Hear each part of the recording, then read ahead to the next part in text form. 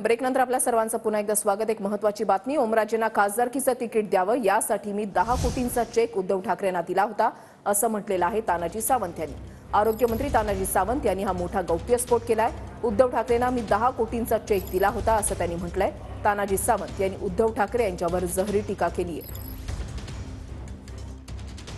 ज्या तानाजी सावंत तुझं तिकीट तिथं खमक्या म्हणून उभा राहिला, त्या उद्धव ठाकरेला पक्षाला 10 कोटीचा निधी दिला, चेकनं तुझं तिकीट आणलं, तुझ्यावरती 1 कोटी रुपयाचा खर्च केला, तुला निवडून आणलं, तुला बापाची माया दिली आणि बापाची माया दिल्यानंतर लगेच बाप बदलला,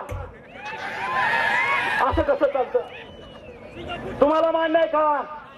आपल्या पोरानं दुसरा माझा तुझा बाप नाही, तू 10 माझा बाप आहे म्हणलेला आवडतं का? मी जर आरोग्य मंत्री म्हणून तुम्हाला त्यावेळेस वाटत होतो, तर महाराष्ट्राच्या जनतेनं त्यावेळेस तुम्हाला एवढे आमदार देऊन चूक केली आणि त्यावेळेचे 2019 ते 22 पर्यंतचे मूर्खमंत्री म्हणून तुमची नेमणूक केली, मुख्यमंत्री नाही।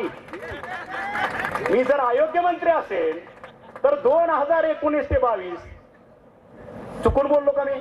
मूर्खमंत्री कदाचित हेच असू शकते।